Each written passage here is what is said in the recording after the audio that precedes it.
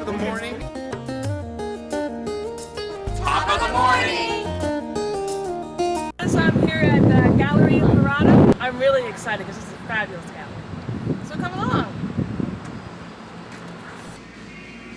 Hi, Christina. How are you? So I'm glad you could make it. Well, welcome to Gallery IMPERATO. Well, this is our space, which is the old foundry. This is the artist that we're now showing. In fact, we're waiting for our other artist to come, and it's all stuck in customs. He's a Chinese-born artist that is coming through Paris where he lives. Wow. Wonderful, wonderful stuff. He does these collages of human faces, just very exotic and interesting stuff, but it's taken forever in customs. But while we're waiting for that, Kara Ober, who is a local artist who is just, I think, wonderful. This is one of her paintings, and she depicts a kind of a suburban American life, and she loves words, as you can see. She's got a lot of definitions going on, and if you want to follow me. Okay. I really enjoyed the way she has almost like a collage kind of look here as well, and the words printed in. It reminds me of the typing. She is like that. I think that's very insightful. You're an artist. Yes. Yeah, it's very insightful for you because that is exactly. If my director were here right now, she would exactly say that. She's very collage-esque, and she just won the Bethesda painting second place in the Bethesda Painting Awards, which is a very prestigious award. She's wonderful. We love her. She's very wordy. She writes columns for periodicals and things like on the, what do they call it, the blogs and web and all that stuff. She's just a wonderful person. I love her to death.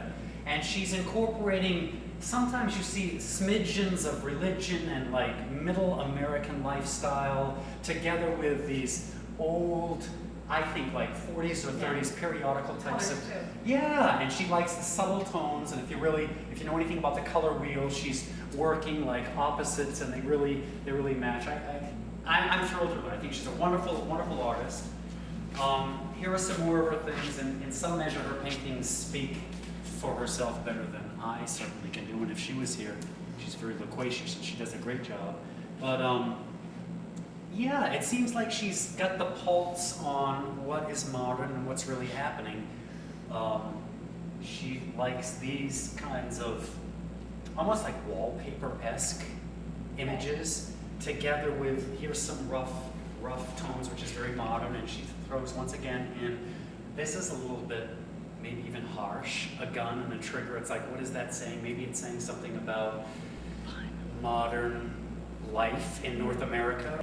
Okay, Christina, and this is what we give to our guests that come in. This is a price list. Oh, okay. It has all the imagery. Once again, Cherie chooses this, the ones that she thinks are the best, and she makes a conglomeration of what the show is about. They can take that home with them. Many times they think about, gee, do I want to separate myself from my precious dollars at the opening night, which is, I think it's the 24th of this month. You're all welcome to come. The 24th between 7 and 10.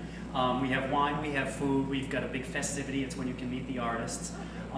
They walk around with this and they compare these images and the prices together with whether they want to purchase the art or not. And I think it's a very good system. It's kind of like the New York way of doing things.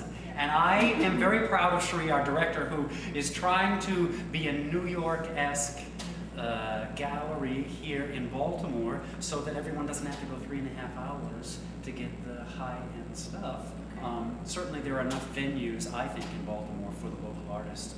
And being an artist, you understand this, but certainly they want to show their things. And I hope that we're very successful here at Gallery IMPERATO to be able to show a sort of a cutting edge sort of an art, thanks to our director, Cherie, who I think's got an awesome taste. So let's have a walk. Okay. Here, once again, I'm just such a fan of Kara's work. If you get really close, she's got like, see how dense this is? I don't think she'll mind if you touch this.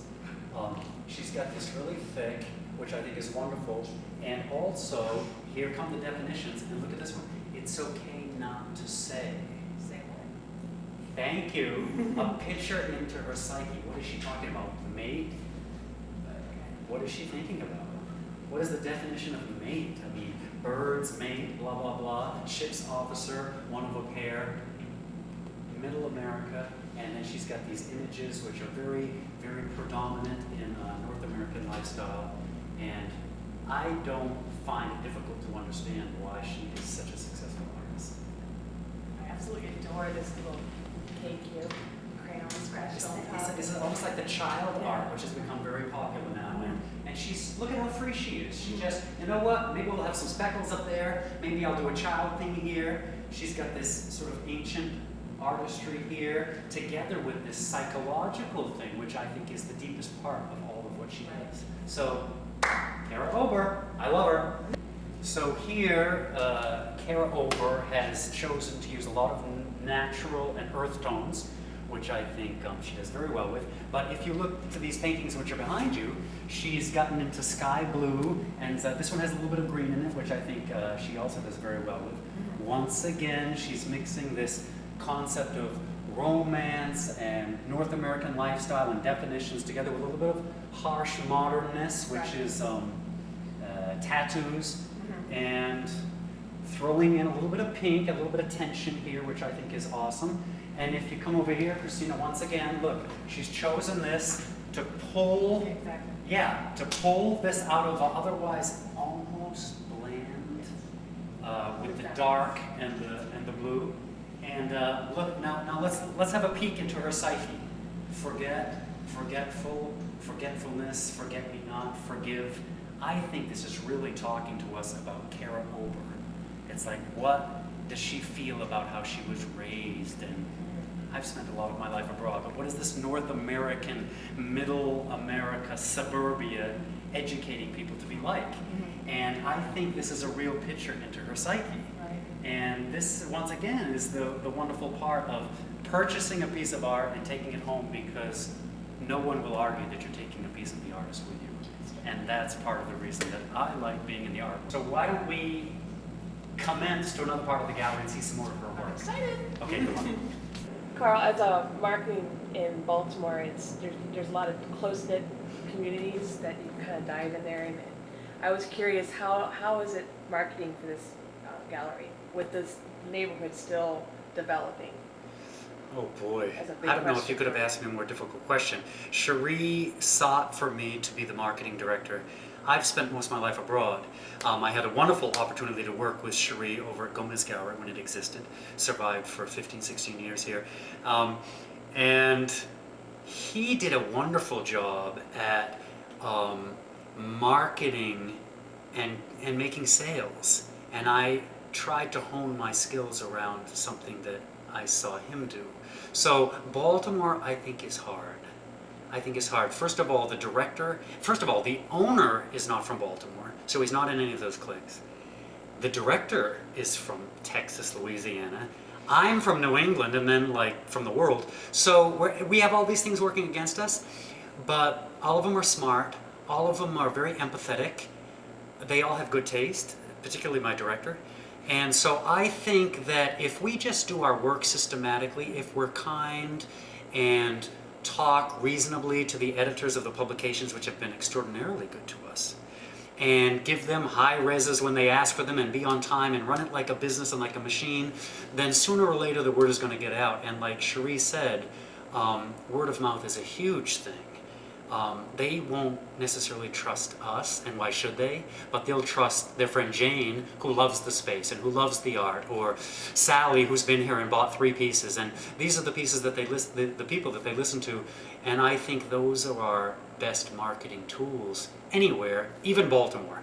And I like Baltimore. I mean, they're quirky, they're odd, they're blue collar, they're high class, they're old money, they're new money. There's this rampage of these new people who have rehabbed houses, and they're making lots of money and they want to spend it. There's a lot of odd parameters in Baltimore which make it fun for me. I mean, I'm odd, so why not be odd in Baltimore, and why not market to these people? It's and I mean that in a kind of endearing way, actually. Well, with the growth of the city continuing and growing, that is something you would definitely probably want to tap into more, especially when all this construction is finished. Particularly where we're located, Locust Point. I mean, a friend of ours up in Fells Point was saying, I don't know if it was 20 years ago or less, they were offering houses for $1 a house. Now they're like, what, $500,000, $5 million? I mean, you can't, and we're a quarter of a mile from these people, a tenth of a mile less. You can walk there, we're right at the border. So Locust Point is of course growing. The Ritz-Carlton going up is important. Donald Trump being involved in the city, and anyone else, and whoever else is putting money into the development of the city is certainly helpful for us. We're a little bit before our time maybe in this part of the city, but better before I think than late. And once again, I am very much in agreement with Cherie's aesthetic. It's why I came on board. I'm in agreement with William Imperato's business mind, and I'm just glad to be a part of it. If I do my work well and get the word out there, quite frankly, I think the art is the thing that sells. We just have to sort of put it in front of the people, and I think that there's nowhere to go but up. Let's put it that way. So, Christian, are you enjoying the tour of Gallery Imperato? Absolutely, and it's really interesting, the different colors. And what about this? What about the bench? Well, the rest is good, Do definitely. you know how many museums and art galleries do not have benches for people to sit in? A lot, or they keep moving you along because there's... Well, they want it there. They rush in, they rush out. It's like McDonald's drive-thru. But this, we are very proud of. You can sit and you can watch the thing. But probably we're on a timetable, so we should go and see the rest of the show. Okay. Christina, this is the same artist. And I want to say that I think in this one you can really see some of her playful and whimsicalness. Okay. She's taken our precious president and she's put glasses on him. She's cut it out. This is a bit of a collage. She's got a stamp of a dog, and God knows what that is, some menu. And here we are. Look at this, a spaceship, if you can really get close. And this is a maybe more reasonably priced thing. Some of those others are in the thousands. This is a lesser one, smaller, and I think worthy of hanging on someone's wall. Sometimes the smaller pieces can be a little more inviting because you can get close and really look at the detail, where the bigger pieces are a little bit intimidating. Christina, you're so romantic. I love this. Let's go to some more pieces. Okay. Here, a little playful, the colors with great freedom. It looks like here she's got a piece of a letter, maybe a love letter, since you're into romance. A love letter, so a little bit of verbiage, and then she's brought over here some color. She brings in the blues and the greens, which I personally love. Some orbital things. She told me that she's interested in these extraterrestrial things, just because she found some stickers, and she just very freely integrates this into her work. Once again, we're seeing some more of the same imagery here, whimsical again, and the more I hear myself talk, I just think if the people would look at the stuff in the same way as her record, because she's winning the awards, I think that that they will like it. Do you have any comments about this? I love the way the colors balance around these. Again, they bring you in. They're more inviting, a little bit. You just really see the detail and the thought process. Because a lot of times, or at least the way it looks for these pieces, these are just thoughts. They're just there. That should just happen to run through her mind. Nothing. Sometimes, intense. Right. Sometimes things are a little bit more interesting when you're just she's throwing the words. It's really she's throwing the paint, basically. Like spontaneous. Yes. I agree with you. Now let's look at this. Causing evil. Dun, Gosh, dun, dun. this is the second favorite between that one over there and this one, just because this is such a thought-provoking concept. Yeah. Causing evil. What is she thinking about? What is she not thinking about? Here's a very poised gentleman with an ascot. I mean, I don't know anybody that wears these things. But the color combination, I think, is wonderful. She's got the blues on the side. She's sprinkled in this sort of bright orangey green. And once again, this little grid that she seems to like. But the verbiage, I love it. I love it. Here's a little warmness for the romance, a cat inside and I mean romance in the broad sense of the word. Not just male, female, but like, this Victorian kind of cat in a basket. And then again, they're really tied in the words. Bring you in. More intimate, I think. Intimate is the word I was looking for. Thank you. I think it's that intimate. is what I was trying to say. Yeah, I think it's intimate because it's like small and you can get near it and it's warm. Yeah. It's warm. The colors are warm too. Very warm colors. And this really almost feels like definite collage going on. We have pieces coming in. I mean, like even the poor dog's head's kind of chopped off, but it just adds to this grab. Spontaneous. She doesn't seem to care that the dog's head, and she has a dog herself. She's absolutely delicate with these animals. But when it comes to this, it's another kind of a language, and I think that you touched on it. Spontaneous. Here's some kind of a receipt, another basic part of a letter. I don't know what, but somehow I think she's tapped into modern art and soft art and North American lifestyle, together with the whimsy and playfulness. She's just a wonderful person, a wonderful mind, and kudos once again to Cherie, our director, for picking her, because of course this is a picture of her taste. And I love it. I noticed walking through the gallery, the incredible architecture, amazing space. Who would I need to talk to have a cocktail party here? Because it's absolutely gorgeous. Well, if you want a cocktail party here, or a wedding reception, or we've had fashion shows, book signings, all kinds of people have their events here. You call Gallery Imperato and you ask to speak to Carl, because I'm also in charge of renting the space out. And in some measure, it's an odd space. In some measure, that makes it sellable, because let's face it, it was a foundry. I mean, there's a big smokestack in the center of our gallery, in our space. But if you don't mind not being able to make constant eye contact with whoever's in your party, but sort of having this catacomb effect going back to the conference room and the buffet and all the other parts, if that's something that can fit into your idea of a party or an event, then we're certainly the place. It's very hip, it's modern, and guess what? There's always this wonderful artwork that's changing every 6 weeks on the wall. So I think you're getting the best of all the worlds. Do you do charitable events as well? Meaning, I don't think I know what that means. Do you host events for charities, or have the space available for those to have charitable? Yes. Cherie, who I'm absolutely in love with, Cherie, my director, who's a fascinating woman and far above her biological years, I think, in wisdom and aesthetic especially. She used to work for Art with a Heart, which was very helpful and exposing young people and maybe people in a hard part of life to art and creating murals, etc. And yeah, we are very much in agreement with this idea of nonprofit, and also all of us around here are great fans of rescue dogs and shelters and all that. We're just like pathetic. I mean, yesterday we rescued a bird from the street.